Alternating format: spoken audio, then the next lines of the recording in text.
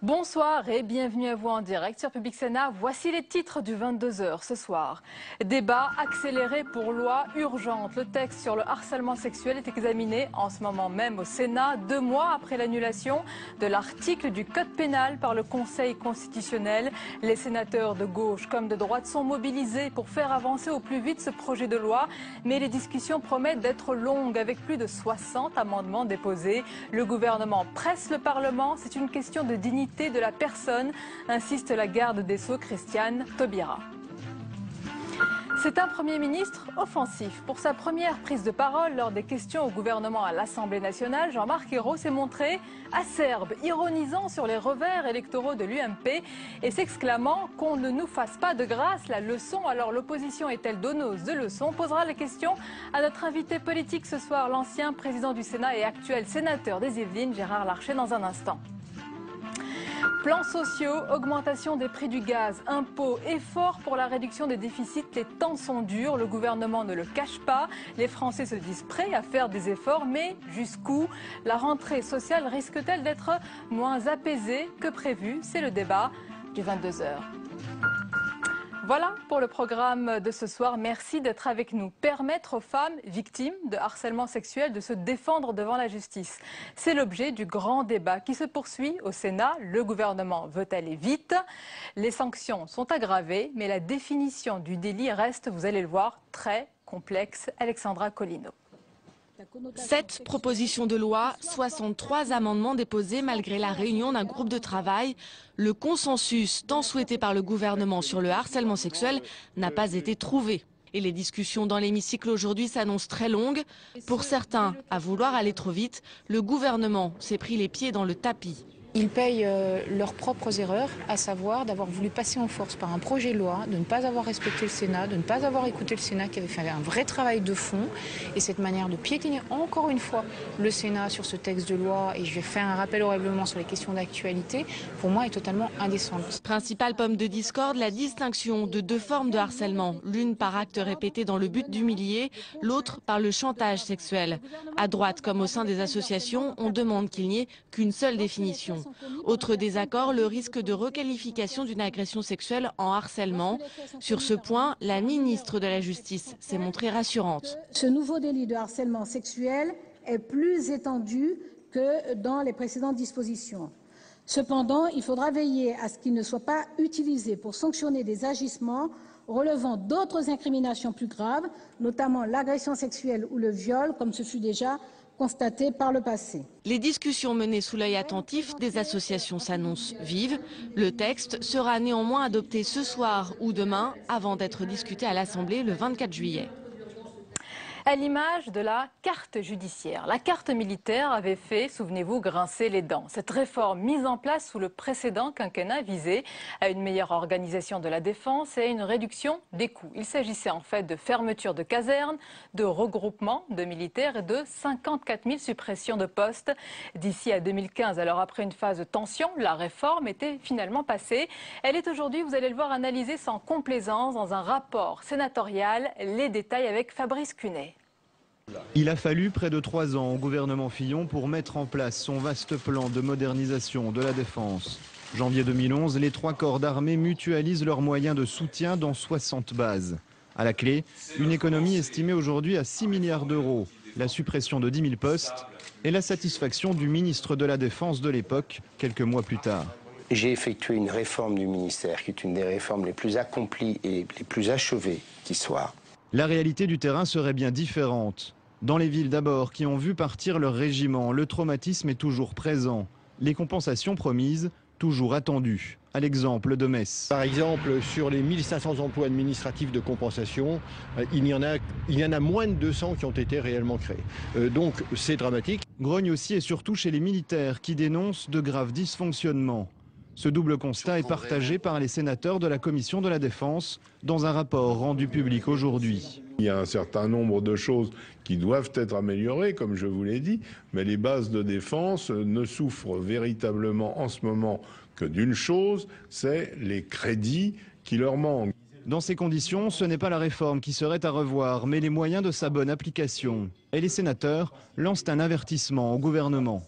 Il ne faut plus toucher, sous peine de le détruire, à l'outil de défense. Donc pour moi, c'est une priorité et je crois que le budget de la défense ne peut en aucun cas servir de variable d'ajustement.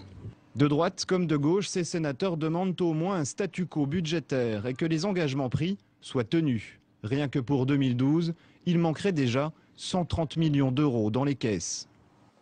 Est-ce un coup politique en décidant de présenter une contribution commune au prochain congrès du PS cet automne? Martine Aubry et Jean-Marc Ayrault en ont surpris plus d'un. Nombreux sont les socialistes qui ne s'attendaient pas à cet attelage.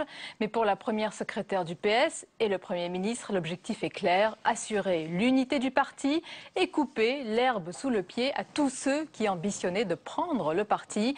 Les détails avec Jérôme Rabier. Le congrès de Toulouse sera un congrès d'unité et non pas une course d'écurie du Parti socialiste.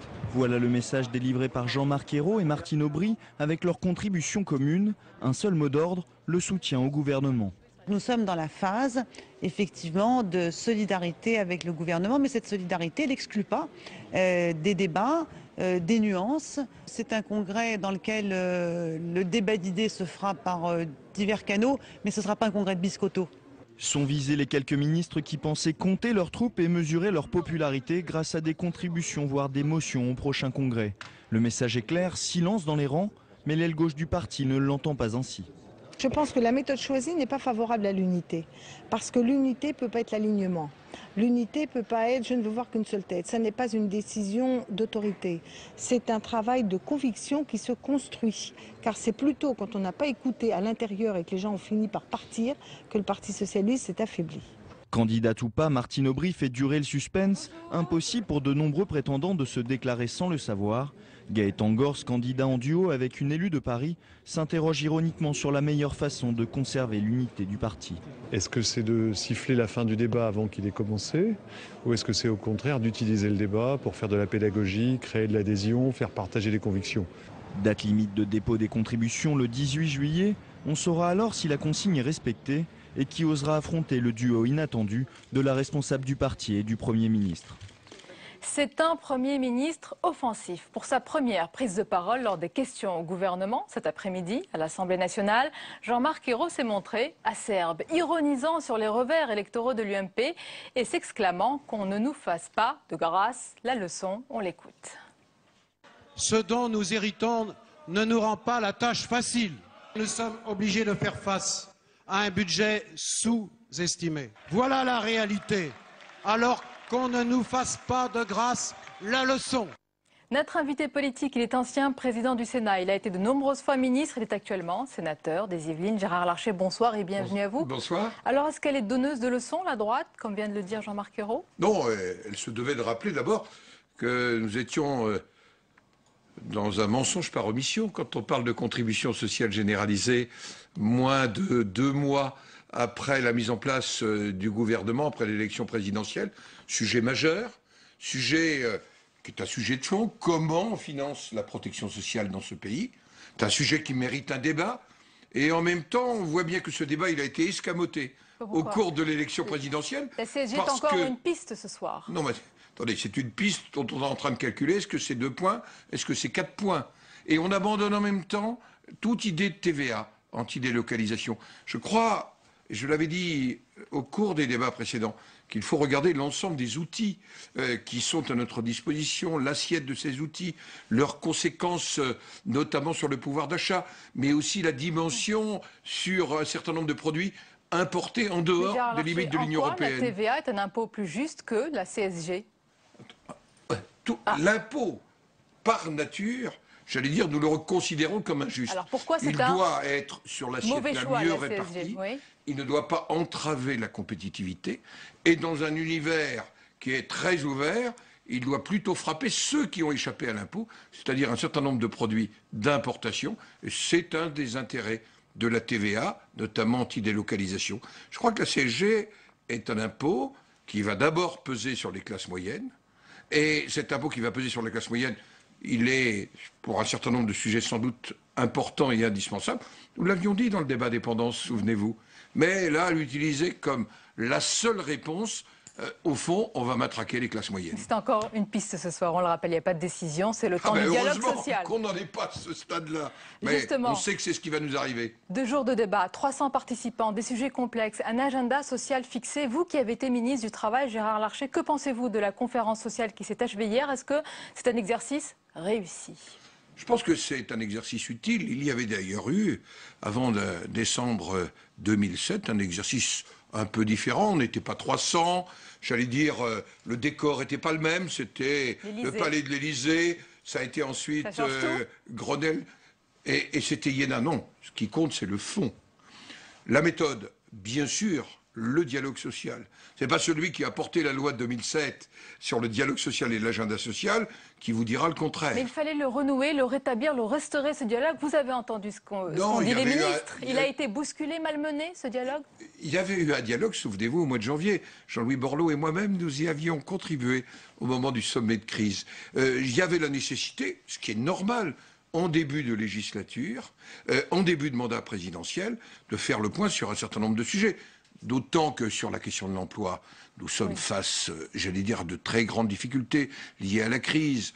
Nous savons que dans les jours qui viennent, malheureusement, un certain nombre de plans sociaux vont être annoncés. Et je pense particulièrement au secteur de l'automobile. La question des jeunes est une question essentielle. L'OCDE vient de nous le rappeler. Nous sommes un des pays où le chômage des jeunes est structurellement plus élevé. Je reviens à ma question, pensez les plaies sur ce qui a été dit sur les corps intermédiaires pendant la campagne. Écoutez, moi, j'ai dit l'importance des corps intermédiaires, donc je n'ai pas de plaies à penser. Ce qui compte, c'est que les corps intermédiaires, demain, par une meilleure représentativité, vrai sujet, puissent être vraiment, j'allais dire, associés à un dialogue préalable. Ensuite, il appartiendra à la démocratie politique, à la lumière de la démocratie sociale, eh bien, de prendre les décisions pour le pays. Vous l'avez rappelé, Gérard Larcher, vous qui avez été à l'origine de la loi de 2007 sur le dialogue social. On va préciser aux téléspectateurs que cette loi, en fait, elle oblige le gouvernement, avant tout projet de loi sociale, à avoir une concertation avec les partenaires sociaux. Est-ce que vous applaudissez? Ah là, et plus qu'à une concertation.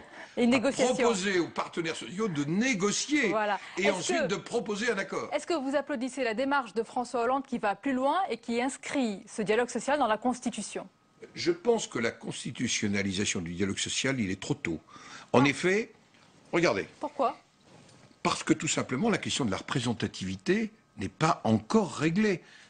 Quelle représentativité des syndicats de salariés? Quelle représentativité du patronat? Est-ce qu'on va fixer dans la Constitution le résultat d'une négociation de partenaires sociaux qui doivent encore confirmer leur représentativité? Mais ils sont légitimes. Voilà pourquoi, je ne dis pas qu'ils soient illégitimes, je suis de ceux, mais je vous dis aussi la vérité, on ne fixe pas dans une Constitution tant qu'on n'a pas, par la loi, fixé les critères de la représentativité. C'est fixé pour les salariés, ça n'est pas encore fixé pour les entreprises, et c'est un vrai sujet. Voilà pourquoi j'ai dit à un de vos confrères qu'à terme, nous pourrions constitutionnaliser les principes de la loi de 2007, d'autant plus que nous n'avions pas visé dans la loi de 2007 les propositions de loi.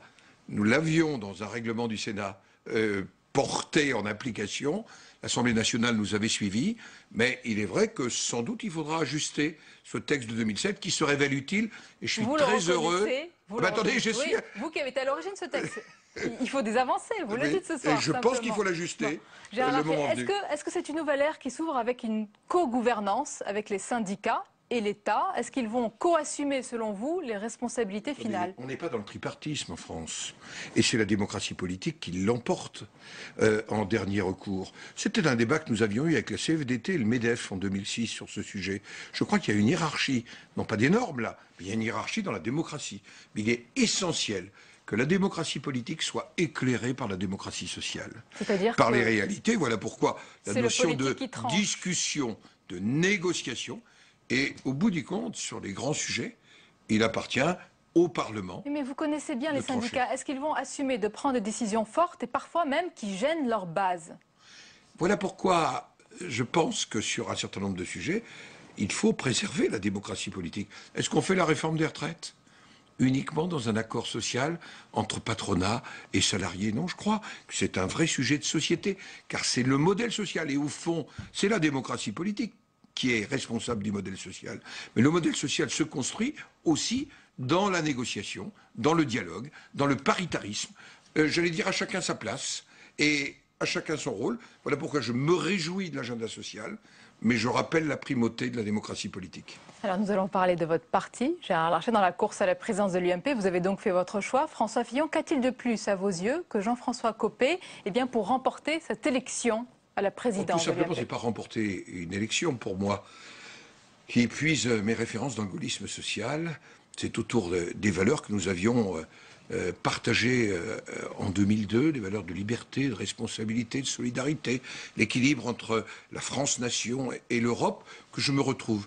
Nous avons fait depuis 20 ans, avec Philippe Séguin d'ailleurs, et autour de Philippe Séguin, le parcours ensemble. J'assume la totalité, même si j'ai eu des débats, souvenez-vous ici, laïcité, bouclier fiscal, réforme territoriale, réforme des retraites.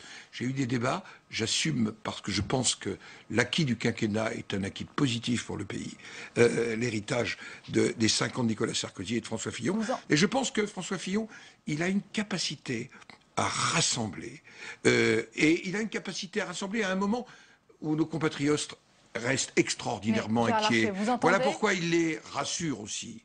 Il a une forme de sérénité et, j'allais dire, cette capacité à rassembler n'est pas une confusion de valeurs. Tout ce que n'a pas Jean-François Copé. Non, je n'ai pas dit ça.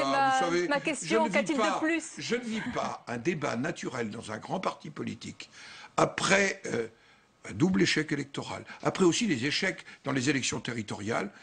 C'est nécessaire, c'est utile à un mouvement politique, c'est l'occasion de se ressourcer, d'échanger et puis de nous retrouver tous ensemble. Est-ce qu'il a la cote, François Fillon, chez les parlementaires et notamment chez les sénateurs? Oh, je ne sais pas mesurer sa cote, mais je crois qu'il a beaucoup de respect. Vous êtes sûr que vous ne pouvez pas la mesurer?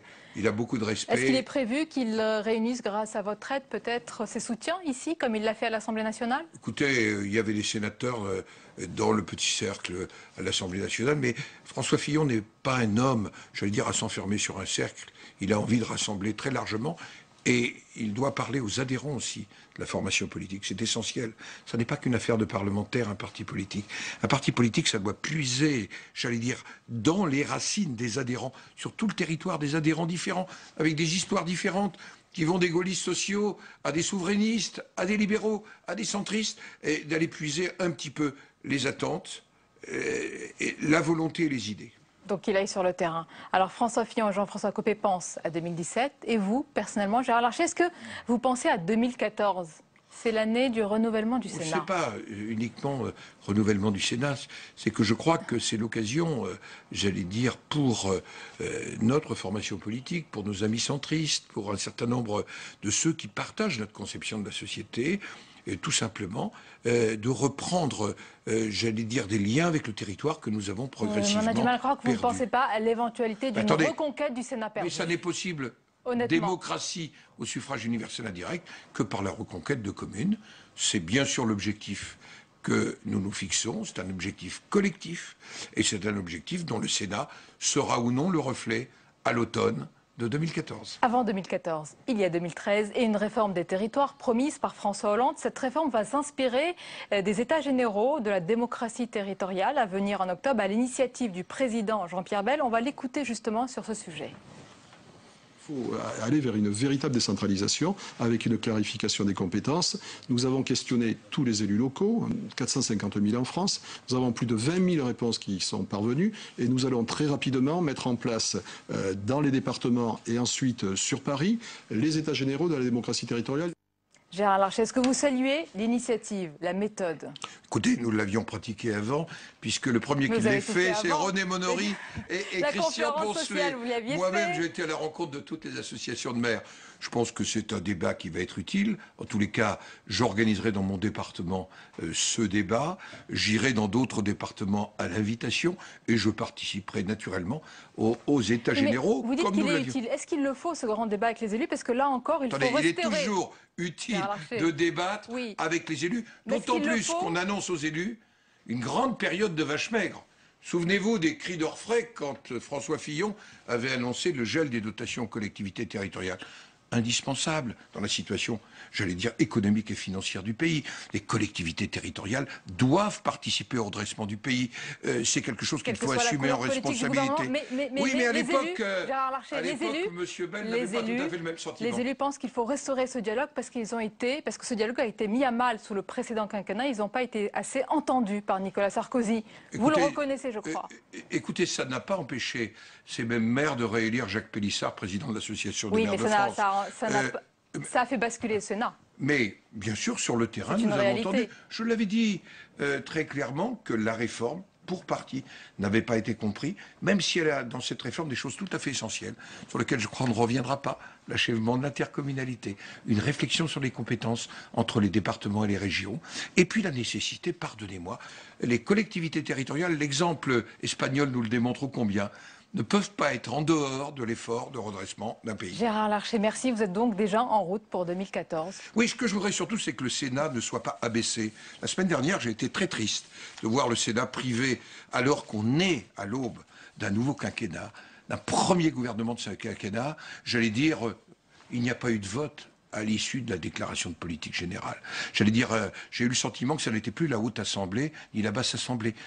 Détail important, nous sommes privés d'une deuxième séance de questions d'actualité, alors qu'à l'Assemblée nationale, j'allais dire, le président Barthelone l'a accordé à l'opposition.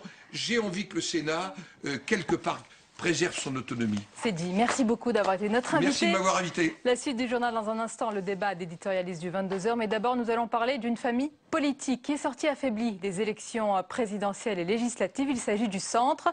La famille tente de se recomposer. Elle s'étoffe d'une nouvelle formation. Et oui, le député Jean-Christophe Lagarde a annoncé la création d'un parti baptisé Force européenne démocrate, mais qui se place dans l'orbite de Jean-Louis Borloo. Les détails avec Elisa Bertholomé et Nathalie Guilloire. Et un parti supplémentaire au centre, la Force européenne démocrate, nouveau parti lancé aujourd'hui par Jean-Christophe Lagarde. Objectif, participer à la création d'une grande confédération des centres. Futur leader, Jean-Louis Borloo. Depuis des années, le centre a besoin de se rassembler, mais les appareils en place ne bougent pas. On a décidé aujourd'hui de créer un mouvement qui s'appelle Force européenne démocrate, qui accepte l'appartenance aux autres mouvements centristes, qui sont clairement listés entre eux. Pour faire vivre ce débat, nous voulons une confédération du centre rapidement. Un nouveau parti vu comme le fer de lance du rassemblement de tous les centristes, mais surtout comme un moyen de pallier l'absence de représentation des démocrates sociaux au centre. Environ 120 élus locaux vont prendre leur carte, des députés, des sénateurs, des élus auparavant en froid avec Hervé Morin. Une façon de procéder que critiquent d'autres centristes. Je pense qu'il faut passer à l'étape supérieure et refonder un parti qui regroupe toutes les tendances et non pas créer un parti supplémentaire avec peut-être une confédération. Tout ça est très compliqué, tout ça est illisible par nos concitoyens. Et la lisibilité ne risque pas de se renforcer. Avec la Force européenne démocrate, le centre compte maintenant 7 formations politiques. La Confédération des centres s'annonce morcelée.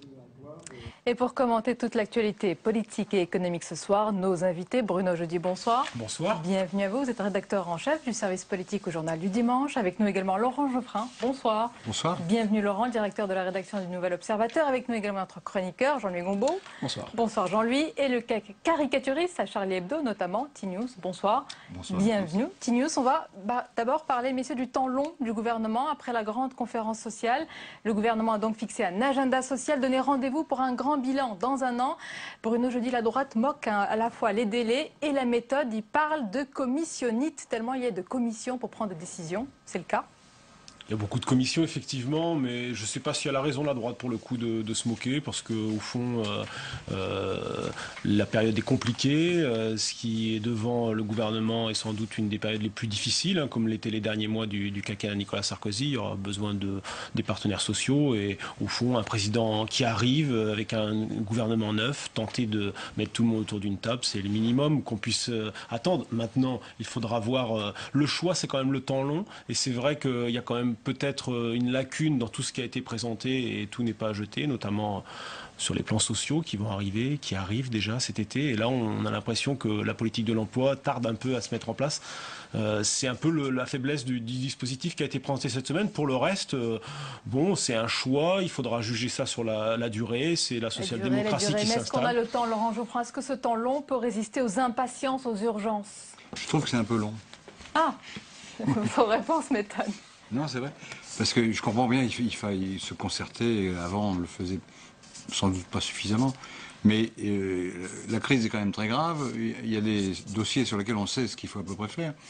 Et il faut évidemment demander aux partenaires sociaux, etc. Mais on devrait leur mettre des bornes temporelles. Quand on dit, voilà, dans 6 mois, on arrive à quelque chose. Je ne sais pas, moi, sur la flexibilité et l'emploi, ou sur la formation professionnelle, ou sur les retraites, enfin, tous les sujets qui ont été abordés. On devrait donner un calendrier contraignant.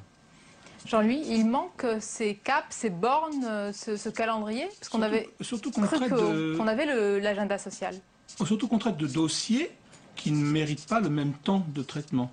D'ailleurs, on va le voir tout de suite, quand on va nous annoncer dans le budget 2013 la hausse de la CSG, par exemple, alors qu'on nous dit il faut 1 an, et notamment on met sur le même pied la réforme du financement de la protection sociale, la question des retraites, bon, ça peut attendre un petit peu, parce qu'il y a eu la réforme de Sarkozy. Ils ont budgété le fait que certains pourront partir à la retraite à 60 ans pourvu qu'ils aient travaillé tôt, etc. Donc tout ceci, pour les prochains mois, il n'y a pas de problème.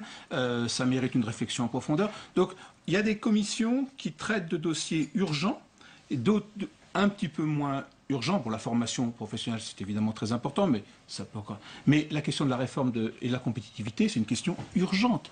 Donc ça ne va pas attendre, 1 an, ça ne va pas attendre plusieurs mois. Il va falloir trancher. On ne va pas attendre que les débats se concluent. Il va falloir trancher très vite. Mais si on regardait le dessin de Tinius, vous n'êtes pas habitué à un président normal. Bruno, je dis le temps long, c'est peut-être le temps d'un président normal. François Hollande veut installer une présidence je crois, pour compléter ce qu'il vient de dire, ce qu'il a dit, c'est qu'en fait, le gouvernement, le président fait le pari que tout est lié au fond et que les syndicats ne vont pas discuter, syndicats patronat discuter des sujets comme ils le font séparément d'ailleurs, sur des sujets aussi différents que ce qui vient d'être dit. Là, en fait, ils font le pari que tout peut être lié et qu'ils peuvent obtenir un accord, une espèce d'accord global. C'est le pari, c'est pas sûr que ça marche. C'est un pari. Non, mais moi je pense que c'est un pari. Je suis pas sûr que ça marche parce que la crise va peut-être accélérer, va contraindre le gouvernement à accélérer son calendrier et notamment les plans sociaux. On le voit tout de suite avec notamment l'industrie automobile qui est en crise profonde et ça va nécessiter des décisions pendant l'été. Donc peut-être qu'au fond les plans sociaux vont devoir pousser le gouvernement à revoir. Mais tout est lié. Je crois qu'en fait c'est le pari que fait François Hollande qui essaie d'installer une démocratie sociale à la scandinave. Voilà, c'est un pari. Il y a la crise, il y a aussi quand même les divergences entre les syndicats. Est-ce que vraiment on va arriver à une cogestion sur ces différents sujets complexes? Je ne sais pas, mais je voudrais argumenter en faveur de l'urgence. Il y a un système dont on sait qu'il marche. Alors c'est un nom barbare, mais c'est une chose utile, c'est la flexi-sécurité. Ça marche parce qu'ils l'utilisent au Danemark et dans d'autres pays scandinaves, et ça marche bien. Ça consiste à assouplir les conditions de licenciement, en fait, pour parler cru, et en échange, les chômeurs, les gens qui perdent leur emploi, sont mieux protégés et mieux guidés dans la recherche d'un nouvel emploi. Alors, ça coûte de l'argent. Mais on peut le faire. Mais il faut le faire vite, parce que les plans sociaux, ils arrivent. De la même manière, il y a un autre exemple, c'est ce que les Allemands appellent le Kurzarbeit, travail plus court. Donc c'est un temps partiel qui évite de licencier les gens. Alors, il va y avoir des plans sociaux, donc ça pourrait être mis en œuvre très vite. Et l'État ou les caisses sociales donnent aux salariés dont le temps est réduit de manière obligatoire une compensation de revenus. Bon, pour faire ça, il faut aller vite. Alors, Jean-Louis Gombault, voici 2 pistes claires. Le gouvernement a dû y penser. Oui, bien sûr, mais par exemple, la flexi-sécurité, quand les Danois l'ont mis en place, ça a été au moins des mois de négociations entre... si c'est des mois, ça va. Voilà. Si c'est sur 5 ans, on n'arrivera jamais. En revanche, l'histoire du temps partiel, c'est quelque chose qui peut se faire extrêmement rapidement. Donc effectivement, encore une fois, je pense qu'il y a des dossiers, et sur certains dossiers, le temps long, le problème c'est qu'il passe vite. Donc c'est ça la question. Bruno, il y a un dossier peut-être sur lequel ça va aller un peu plus vite. Toujours une piste ce soir, c'est la CSG. Mais aujourd'hui, c'était motus et bouche cousue de la part des ministres qui ne voulaient absolument pas en parler. Est-ce qu'il y a rétropédalage ou est-ce qu'on temporise un peu le débat? Non, je pense que là, en fait, la bombe, entre guillemets, a été lâchée au début de semaine. François Hollande a ouvert la porte clairement à cette augmentation de la CSG, préparée aussi par différents sondages. De toute façon, il n'y a pas tellement le choix. À partir du moment où on charge des nouvelles recettes, si c'est pas la TVA, c'est la CSG. Donc aujourd'hui, c'est la nouvelle communication de ce gouvernement. On n'en parle pas, on essaie de laisser maturer l'opinion. Et puis, cet été, ça figurera noir sur blanc dans le projet de loi de finances. À mon avis, ça va se passer comme ça. Maintenant, c'est le nombre de points, c'est le niveau de CSG qui va faire débat. Combien, 2, 3, 4 points, on verra. Les gens de droite et même surtout l'opposition critiquent cette mesure en disant que ça va coûter de l'argent, etc. Mais c'est une concession idéologique et politique très importante qui a été faite par les socialistes. Ça consiste à dire, effectivement, il faut financer, nous reconnaissons qu'il y a un problème de coût du travail en France. Coût du travail qui n'est pas lié forcément au niveau des salaires, mais au fait qu'on fait payer les allocations familiales par les cotisations sociales. Et donc ils disent, bon, on va transférer le paiement de ces cotisations familiales sur l'impôt. Mais c'est une concession majeure. Il n'en avait pas parlé pendant la campagne, François Hollande. La droite a tout à fait raison de dire qu'il n'en avait pas parlé, ça c'est vrai. Mais sur le plan du fond, c'est exactement ce qu'une grande partie de la droite et le patronat réclamaient, c'est-à-dire d'alléger le coût du travail. Jusque-là, les socialistes disaient, mais non, c'est pas la question du coût du travail qui mine la compétitivité. C'est l'innovation, c'est le déficit d'innovation. Il y a un vrai changement qui qui s'est opéré, Jean-Luc Gombault, sur ce point important. Il a viré sa cutie, si je puis dire, François Hollande, sur ce sujet. Je ne sais pas s'il a viré sa cutie. Il n'en parlait pas, il en parle. En gros, donc ça va être le débat. Je dirais, est-ce qu'il y avait, quand il y a du flou, il y a un loup. Je ne sais pas qui avait dit ça. Martine Aubry, c'est sa grand-mère qui l'avait dit. Donc voilà, donc remonter à la source. Je n'accuserai pas M. Hollande de ne pas y avoir pensé. Donc c'est automatique. Bon, il y a deux aspects dans cette affaire. Il y a l'aspect boucher les trous rapidement, et la CSG c'est formidable pour ça. Il n'y a pas besoin de mettre un fonctionnaire. Un point, ça rapporte combien, Jean-Louis ? 10 milliards à peu près. Vous mettez, c'est une ligne sur la fiche de paie. Vous changez le système informatique, et puis, enfin le système, un petit point, et puis hop, ça rentre immédiatement. Et puis il y a l'autre financement de la protection sociale. D'ailleurs, Chirac a bien précisé qu'il était pour la CSG, mais à condition que ça s'inscrive dans une réforme globale du financement et non pas à boucher les trous. Vous faites les calculs, c'est très simple. Déjà, à peu près pour le budget 2013, sur les hausses d'impôts, les 7 milliards d'euros qui ont été décidées pour 2012, ça, évidemment, elles vont perdurer pour 2013. On va gagner donc là à peu près 13 milliards. Vous avez des économies qui sont prévues à peu près de 7 à 8 milliards. Il manque 10 milliards. Où on va les trouver? Dans la CSG, évidemment. Donc des choix difficiles sont à venir, des décisions. Bruno Jeudi, est-ce que la rentrée sera déterminante socialement? Est-ce qu'elle peut être chaude, mouvementée? Je crois que tout va se jouer sur la question des fonctionnaires.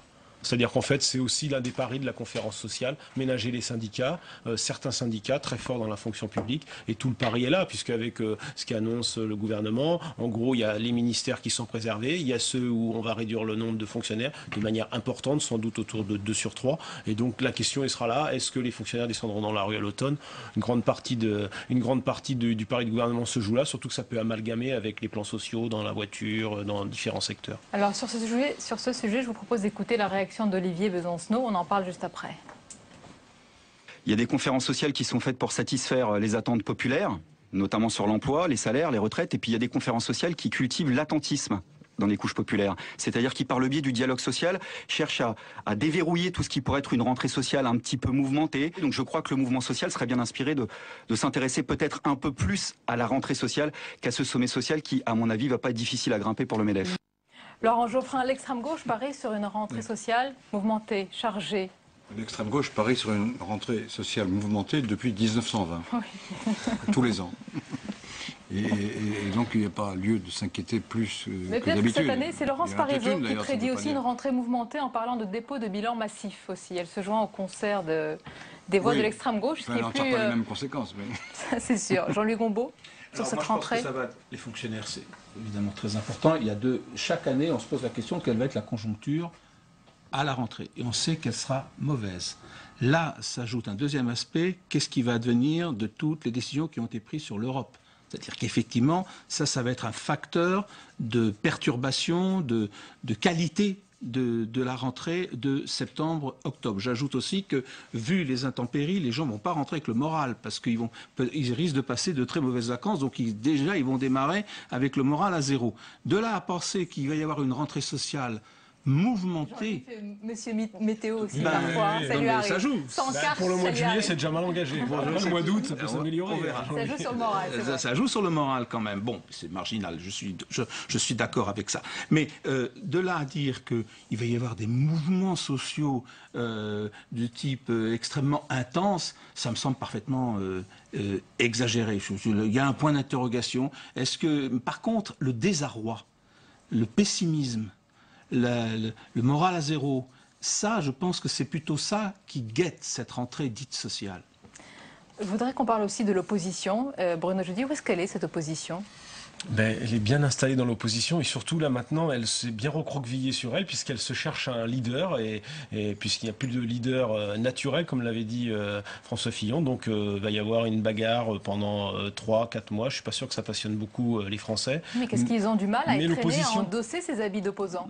Je trouve non, parce que j'ai trouvé que la semaine dernière ils étaient déjà ils retrouvaient goût un peu là au combat politique tout de suite, de manière d'ailleurs un peu en chahutant beaucoup. Non, là la question c'est que la droite contrairement à la gauche dans l'opposition, elle fait le choix de trancher la question de son leader dès le début, au congrès d'automne.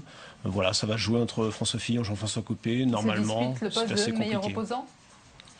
Oui, ils sont tous les deux opposants. Ils se disputent le poste de candidat à la prochaine présidentielle, surtout. C'est pas le meilleur opposant François Hollande également ? Dès maintenant ?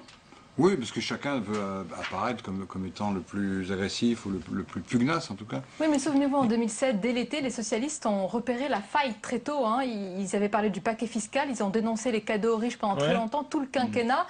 Quel peut être, entre guillemets, le paquet fiscal de François Hollande, la droite a du mal à le trouver. Là, par exemple, ils ont tout de suite imprimé sur les 20 milliards de dépenses, 20 milliards de dépenses du premier mois François Hollande. Alors, ça, c'est un chiffre qui est sorti de la haute de Gilles Carrez, le président de la commission des finances, et ils ont martelé ce chiffre-là. Et c'est vrai que les socialistes ont tendance un petit peu à laisser la droite installée comme ça. Ils perdent quelques combats de communication, là-dessus notamment, puisqu'en fait, ils n'ont rien dit. Et puis même sur les résultats du sommet européen, j'ai trouvé que la droite avait tout de suite préempté en disant, ben voilà, il n'a rien obtenu, et derrière, on n'a pas entendu beaucoup de voix. Ça tient sans doute aussi à l'absence de Martine Aubry sur la scène politique. Allez donc revigorer la droite de Jean-Louis. Regardez, puisque vous vous intéressez à la météo, la caricature. La rentrée sera chaude, ça nous changera, ça fera du bien. Moi, ce qui me frappe, c'est à quel point la droite parie sur l'échec total. C'est-à-dire,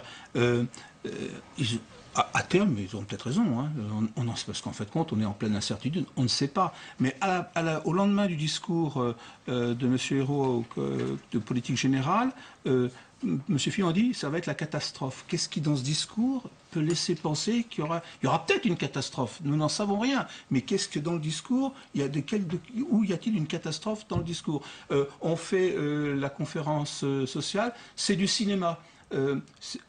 François Copé, il oublie que dans le cinéma, il y a souvent un happy end. Donc je veux dire, c'est assez bizarre. Tout ça va peut-être se terminer en eau de boudin, je n'en sais rien.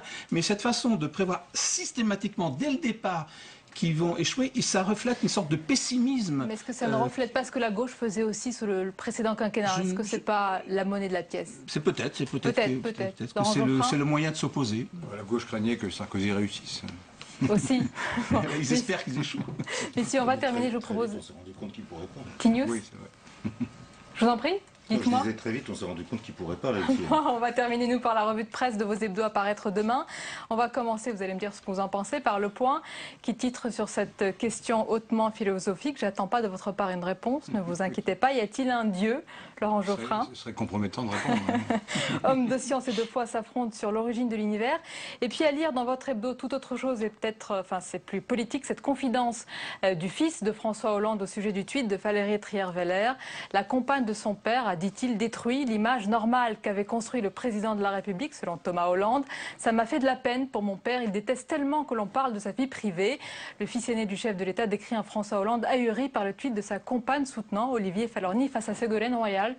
On était à Urine aussi, donc ça ne me surprend pas. Et il dit ceci: je savais que quelque chose pouvait venir d'elle un jour, mais pas un si gros coup, c'est hallucinant. À noter quand même ce soir, Thomas Hollande affirme que ses propos ont été déformés et sortis de leur contexte. C'est ça, oui, ils l'ont fait boire, il était en boîte de nuit, ils l'ont fait boire, ils ont obtenu un interview comme ça bizarre, c'est ça. Peut-être un décryptage plus politique? Je pense qu'il met les pieds dans le plat, surtout que l'Élysée a l'intention de remettre en scène Madame Trierweiler le week-end prochain à l'occasion du 14 juillet, puisqu'on va beaucoup la voir. Finalement, depuis le 12 juin, la date de ce fameux tweet, on ne l'a pas revue. Et elle reviendra bien sûr lors des cérémonies du 14 juillet. L'Express à présent, qui s'intéresse au train de vie du pouvoir socialiste, avions, logements, garde du corps, tout est détaillé. Et puis le nouvel observateur que Laurent Geoffrin vient de m'apporter, les stars et l'impôt, qui part, qui reste. On sait que Patrick Bruel, il l'a dit aujourd'hui. Vous allez rester, vous? Il reste, oui, comme je ne suis pas du tout concernée, vraiment je reste, ne vous inquiétez pas. Merci messieurs. Vous restez aussi TNews. Et Marianne. Le titre peut-être? La une? C'est une colle. Bon, vous reviendrez, vous nous le direz. Voilà. La dernière page du 22h avec à présent tout ce qui vous a échappé dans le reste de l'actualité. Regardez, c'est le tour de l'info. Il est préparé par Cécile Sixou.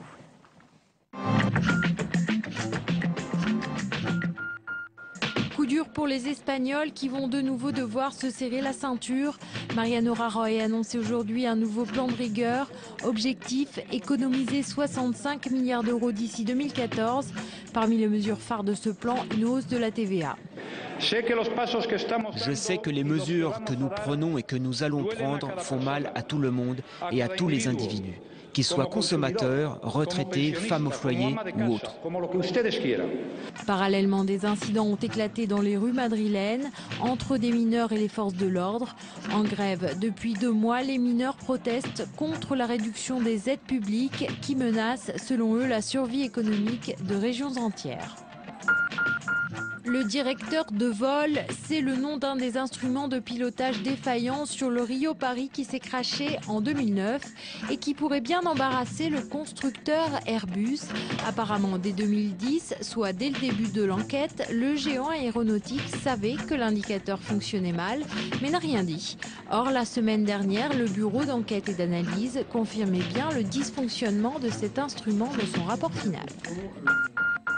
Le dossier est clos. Après 14 ans de procédure et 5 procès d'assises, Ivan Colonna est condamné définitivement pour le meurtre de Claude Érignac en 1998.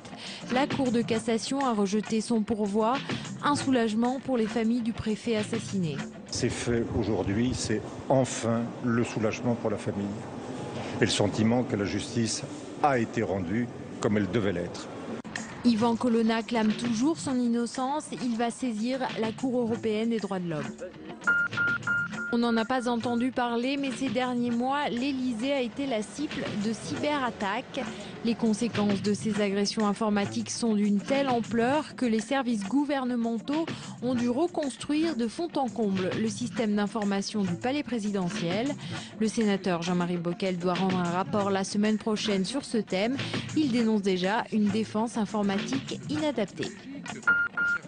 Pas de répit pendant les vacances, la saison culturelle continue au Sénat, notamment à l'Orangerie où des expositions se succéderont tout l'été.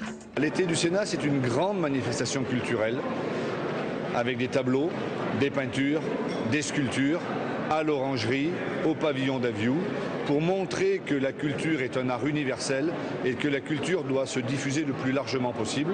Photographie, peinture, sculpture, il y en aura pour tous les goûts.